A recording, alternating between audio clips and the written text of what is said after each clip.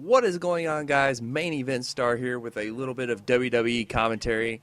Finished up Monday Night Raw from this past Monday with the kind of surprise ending. In case you haven't seen it, CM Punk was having verbal debates with Mick Foley all night. Mick Foley is trying to talk CM Punk into accepting John Cena's challenge for Hell in a Cell, making a very convincing case, and it was an extremely good promo. Makes CM Punk think about it a little bit, and CM Punk comes out later on in the night and does not accept John Cena's challenge. CM Punk would go backstage, and we'll see him face-to-face with Mick Foley. He walks off, he comes back, he attacks Mick Foley. Punk walks off, he turns around, and he has a surprised look on his face. The camera shoots over, and there's Ryback. Now, Ryback has been built up pretty well over the past, 8 months, ever since WrestleMania. The night after WrestleMania was when he debuted. And he's been squashing local talent, and he's just now starting to get to the point where he's starting to take on regular WWE superstars. And for him to pinball, beating The Miz quite handedly on Raw, and now he's already possibly in the upper echelon going to take on CM Punk. It does kind of seem like plan B, just in case John Cena can't go at Hell in the Cell. Maybe Ryback will be the one to take his place. But what a situation for Ryback to fall into. I am not the biggest fan of Ryback, but I do like the character. And I think everybody pretty well loves the monster character in the mold of, obviously Goldberg and the Ultimate Warrior and Batista. That's a character that everybody can easily get behind. Everybody likes to see a kick-ass monster that just destroys people. That's what got the Road Warriors so over way back in the day, is they're just an indestructible force, and what's it going to take to beat this guy? And it does match up very well with CM Punk, who's currently running with the Best in the World character. And now that he is a heel, he can kind of be cowardly a little bit. And now it'll be nice to see how he kind of weasels his way into a win, maybe a disqualification or a countout. What happens if Ryback ends up in the match at Hell in a Cell against Punk? I think that's a situation where it's almost like back in the day. I say back in the day, it was only a couple years ago, but it does kind of seem like back in the day already. Umaga, whenever Umaga was getting that major push, and they put him up against Cena. Those situations are really lose-lose from a booking point of view, because you have to keep John Cena strong, and in this case, you have to keep CM Punk strong because he's the top heel in the roster. And you have to keep Ryback strong because if he shoots up the rankings but can't beat the top guy or can't beat a top main event level guy, well, then you've just completely wasted this last 6 months of TV time building this guy up. So you have to delicately weave both of them into a finish / a situation where they both come out winning.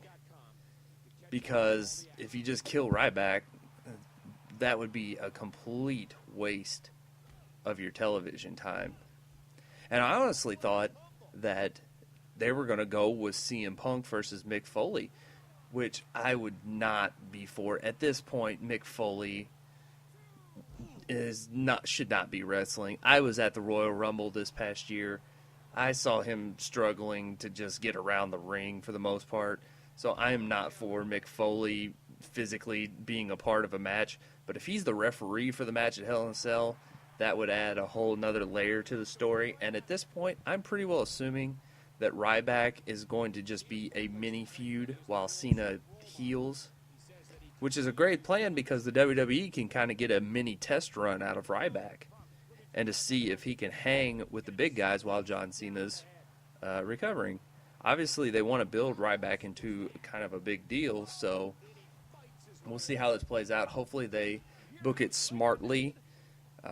Obviously, you've got to give the young guys a shot eventually.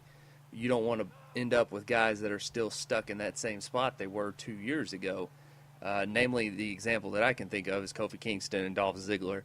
I feel like those two have not moved up the card any at all in the past 2 years, In fact, I found it kind of a joke on Raw whenever they were saying Kofi and Dolph are the future of the company. Well, they were saying the same things 2 years ago. The WWE just, for whatever reason, they always get hot and cold on guys, and for whatever reason, they just keep Dolph and Kofi in the same spots. Not that I'm complaining.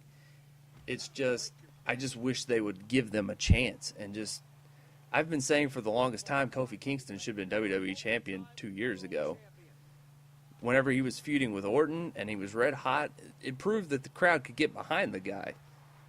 And he's got a character, and he's an interesting guy, and he has a unique moveset, and the people want to cheer for him. That's an instant babyface. But anyways, back to Ryback. I just hope that they handle this situation correctly, and hopefully CM Punk does not get a clean win over him, because that would benefit absolutely nobody. And if he does end up in the Hell in a Cell match with Punk, it'll be very interesting to see how they handle that match. I think it should be a match where Ryback completely dominates Punk. The Hell in a Cell match is the perfect match to showcase the abilities of Ryback, as Punk hits the big knee and the bulldog right there. Getting towards the end of this match. But yeah, Hell in a Cell would be a perfect way to showcase Ryback and really get the viciousness over him. And hopefully it does not end like this, where Ryback taps out to the Anaconda Vice. But Hell in a Cell would be an excellent match to get Ryback over and just have him completely throw Punk around and just destroy the Hell in a Cell. I think it could be really effective in the future of building this guy of Ryback. And you got to take a chance. Remember when the WWE took a chance on Sheamus? Had him win that Battle Royal and then take on John Cena at Tables, Ladders, and Chairs? What if that never happened? Then Sheamus would not be the number 2 guy in the company right now. What if Ryback could get really hot from a mini feud with CM Punk and then say when, well, he doesn't even really need the Intercontinental title if he's already interacting with Punk. So maybe this feud will help elevate him to the upper levels of the WWE. This is Main Event Star. Hope you enjoyed my commentary, my insights, my thoughts. I will try to do these a little bit more often, and I enjoy doing them because I'm very opinionated when it comes to the WWE. So what do you guys think? Should Ryback be a main event guy? Should he be getting this feud with CM Punk so quickly? Let me know in the comments below. Like this video if you liked it. If you didn't like this video, dislike it and tell me what I can do better. This is Main Event Star signing out. See you guys later.